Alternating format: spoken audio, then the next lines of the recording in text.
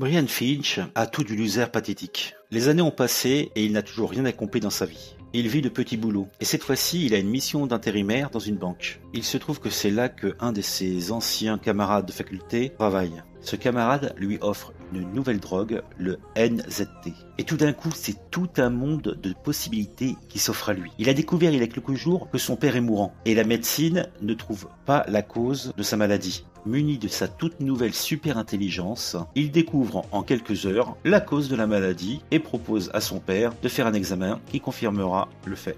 Quelques heures plus tard, la drogue n'ayant plus d'effet, il se rend chez son ami pour lui demander une autre pilule de NZT. Mais c'est le drame, il trouve le cadavre sans vie de son camarade sur le sol de son appartement, juste au moment où la police arrive sur les lieux. Il prend la fuite, non sans avoir d'abord cherché et trouvé la pilule de NZT qui restait dans l'appartement de celui-ci. S'ensuit une course-poursuite allaitante à voir absolument. Au final, il rentrera en contact avec l'agent Rebecca du FBI, avec qui il collaborera pour trouver le véritable meurtrier. Limitless reprend là où le film avec Bradley Cooper s'était arrêté. D'ailleurs, Bradley Cooper est présent dans un petit caméo de 3 minutes dans ce premier épisode. Le rôle principal est tenu par Jack Maderman, que j'avais découvert dans Greek et que vous avez peut-être vu dans Shameless ou Manhattan Love Story. Pour ce qui est de son faire-valoir, je parle de l'agent Rebecca Harris, il est tenu par Jennifer Carpenter, qui jouait la sœur de Dexter. Vous vous souvenez d'elle?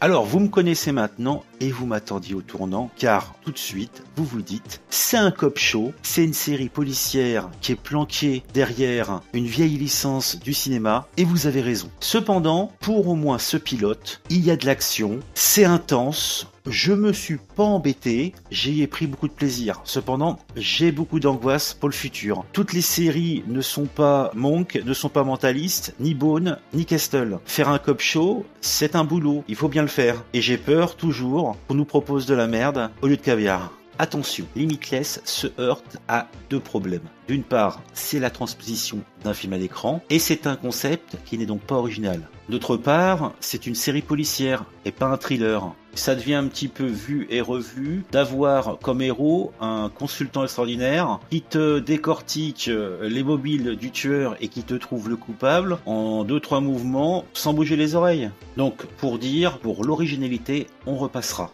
Ce premier épisode était divertissant, mais c'est le pilote, c'est là où on positionne les personnages, on nous présente l'univers, et c'était vraiment très speed, une tempo d'enfer, c'était plaisant. Est-ce que la suite de la série va être au niveau? Est-ce que ça va pas être plan-plan avec des enquêtes policières, plan-plan aussi, et des résolutions un petit peu trop faciles?